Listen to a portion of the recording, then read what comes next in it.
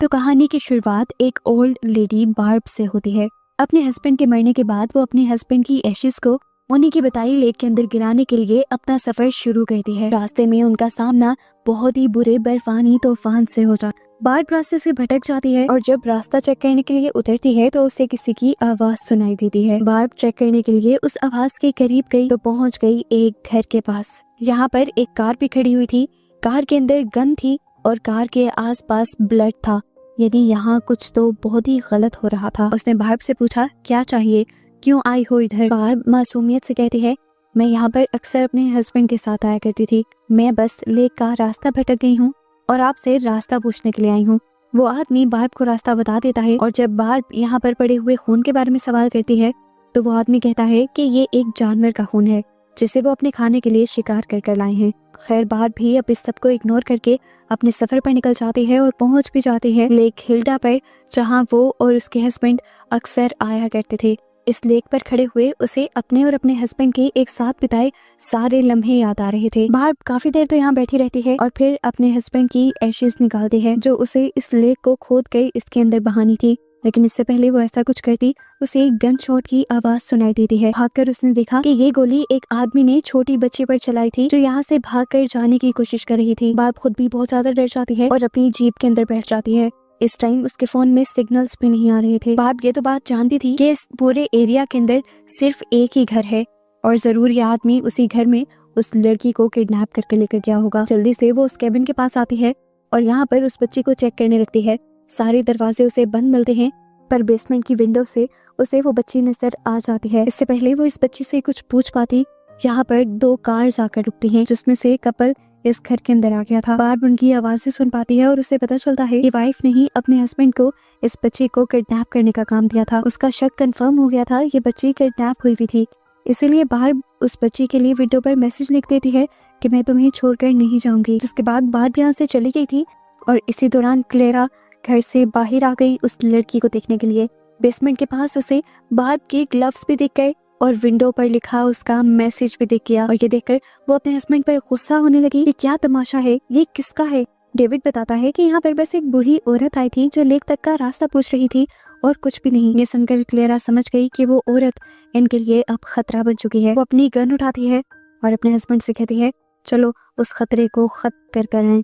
इन्हें पता था कि बाहर जाकर फिशिंग डेक के पास ही छुपी होगी। क्लेरा फिशिंग डेक के पास अपनी गन तान लेती है और डेविड आगे उस दरवाजे को चेक करने के लिए जाता ही है तो अचानक से बर्फ के अंदर गिर जाता है। इस बर्फ को खोखला असल में बार्ब ने किया था और दूर से खड़े हुए वो ये सब कुछ देख रही थी। डेविड इस ठिठुरते हुए पानी के अंदर डूब रहा था, वो मरने वाला था। क्लेरा यहाँ उसे बचाने में मसरूफ हो जाती है और इतने में बार्ब मौके का फायदा उठाकर वापस घर आ जाती है और उस बेसमेंट का दरवाजा तोड़ने की कोशिश करती है, जिस कोशिश में वो खुद बेसमेंट की सीढ़ियों से बेसमेंट के अंदर गिर जाती है। बार्ब जल्दी से उस लड़की के पास जाती है और उसके मुंह से टेप उतार देती है। उसने लड़की को तो आजाद कर दिया था लेकिन उससे लेकर भागना इतना भी आसान नहीं था।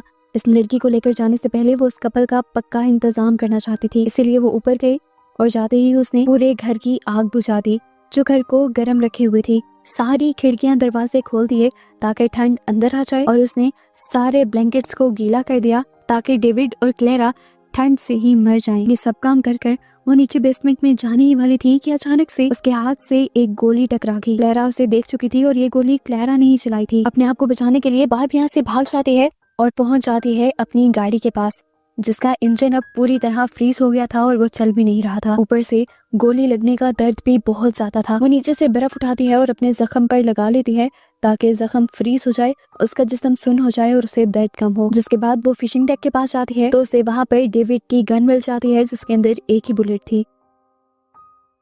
दूसरी तरफ हमें डेविड और क्लेरा को दिखाया जाता है जो पूरे घर की हालत देखकर समझ गए थे कि ये सब बार्ब का काम है। घर बहुत ज्यादा ठंडा हो गया था, वहाँ आम इंसान के लिए भी सरवाइव करना मुश्किल था। डेविड तो फिर पूरा भीगा हुआ था। डेविड को जिंदा रखने के लिए क्लेरा उसे गाड़ी में बिठा देती है।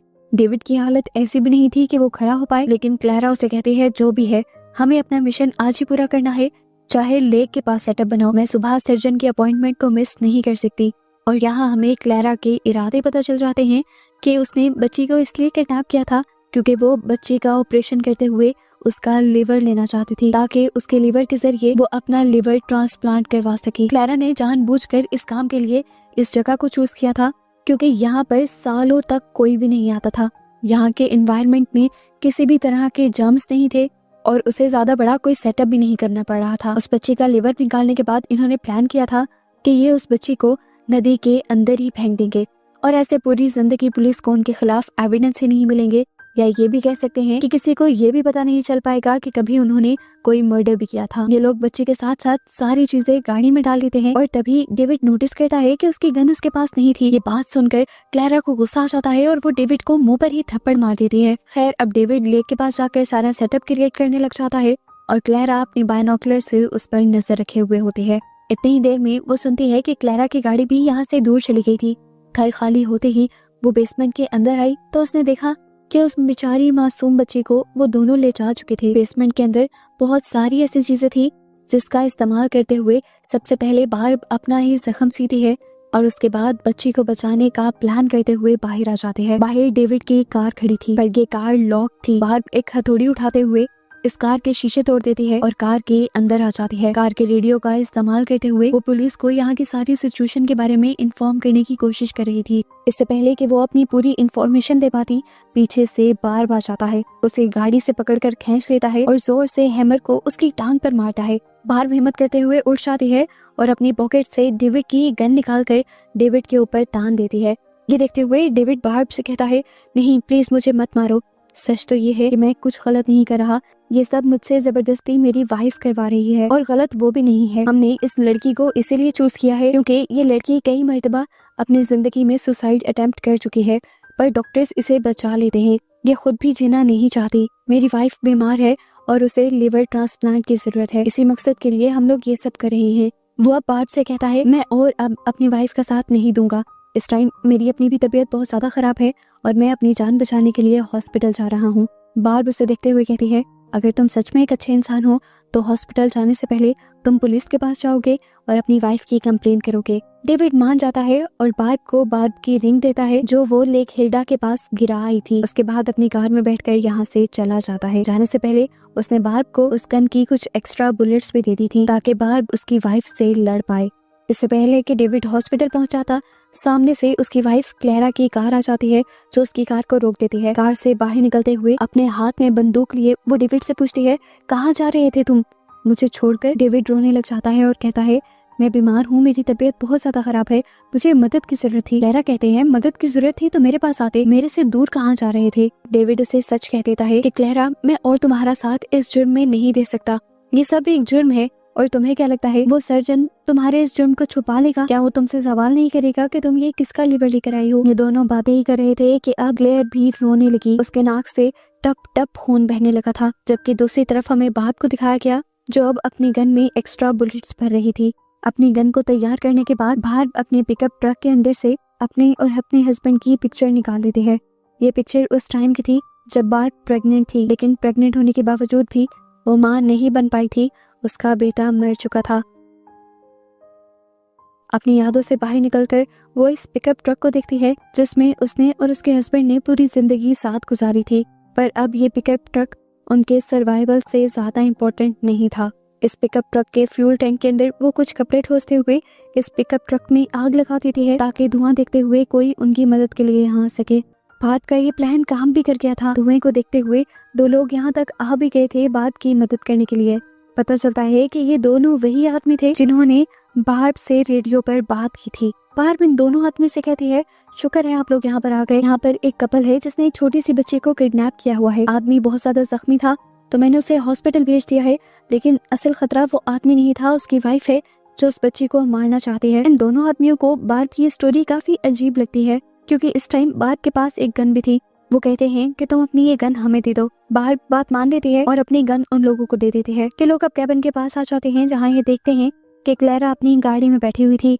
दोनों आदमी अपने वेपन्स निकालते हुए आहिस्ता आहिस्ता क्लैरा की कार की तरफ बढ़ रहे थे और उसे कार से निकलने को कह रहे थे। जैसे ही ये लोग क्लैरा के कार के दरवाजे की तरफ बढ़ते हैं, दोनों को पीछे से ही कोई शूट कर देता है।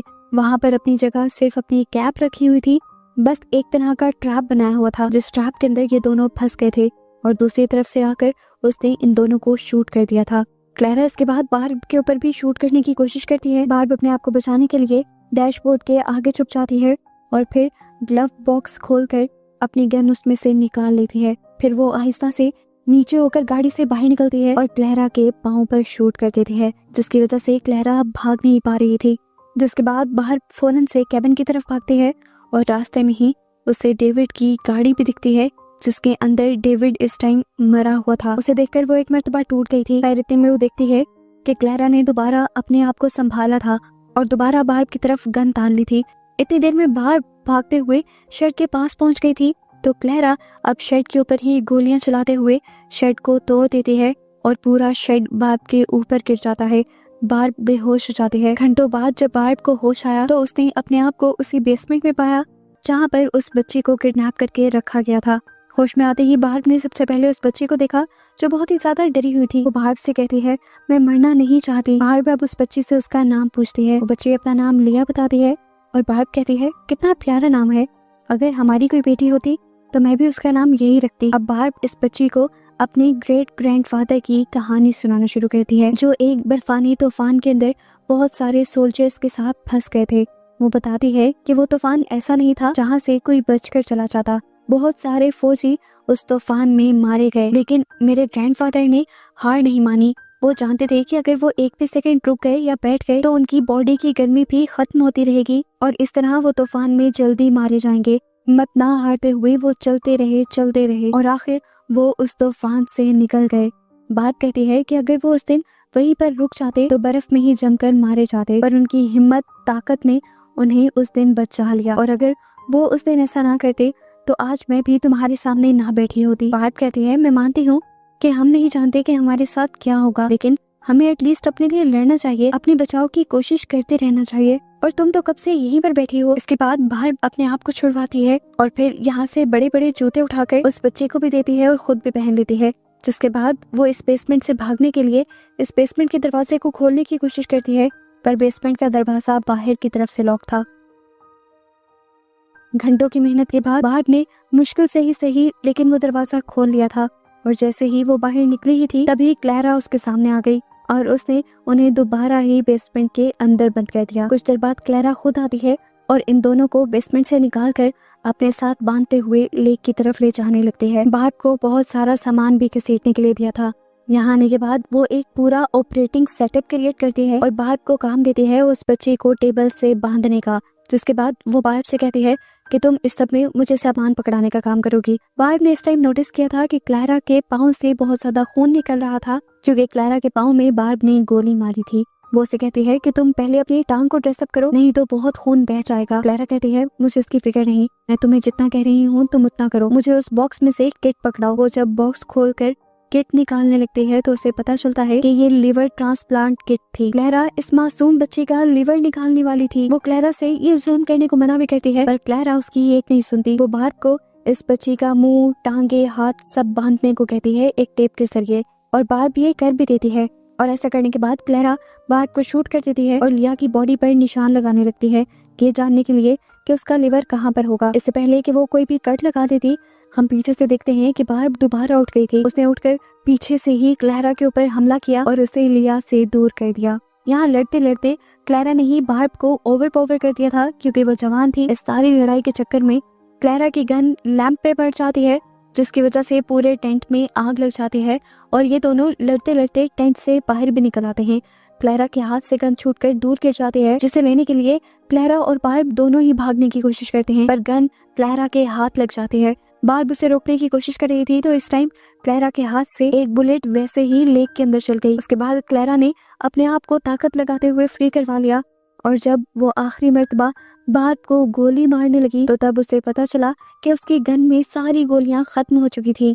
यहाँ क्लैरा गुस्से में अपनी गन का पिछला हिस्सा ही बार्ब के सर में मार देती है और ऐसे बार्ब का बहुत ज्यादा खून बहने लग जाता है। दूसरी तरफ वो टेंट जहाँ पर उस बच्ची लिया का ऑपरेशन होने वाला था वो पूरी तरह जल गया था। लिया भी उसमें जल ही जाती, पर उसने अपने आप को बचा लिया। वो टेंट से बाहर आई और उसने बर्फ पर गिरते हुए अपनी आंख भी बुझा ली। जिसके बाद अब वो क्लैरा के पास आई। क्लैरा की गन उठाकर वो क्लैरा को मारती है और क्लैरा दर्द से तड़पने लग जाती है। उसके बाद वो क्लैरा के पाँव के साथ बार्ब की बॉडी को बांध देती है और दोनों को ही लेक के अंदर फेंक देती है, क्योंकि उसे लग रहा था कि बार्ब मर गई। पर असल में बार्ब मरी नहीं थी। मरती हुई बार्ब लेक के अंदर जाकर अपने हस्बैंड की एशेस का बॉक्स खोल देती है जो उसने आखिरी टाइम भी अपने हाथ में पकड़ा हुआ था। ऐसे उसके हस्बैंड की आखिरी ख्वाहिश पूरी होने के साथ साथ वो खुद भी पूरी हो जाती है, यानी मारे जाते हैं। और उसके साथ साथ यहाँ पर वो बुरी क्लैरा भी मारी जाती है। बची थी तो यहाँ पर बस लिया, जिसकी जिंदगी बच गई थी, तो अब वो इस खतरनाक इलाके से भी बचकर निकल ही जाती और बस उसी को दिखाते हुए ये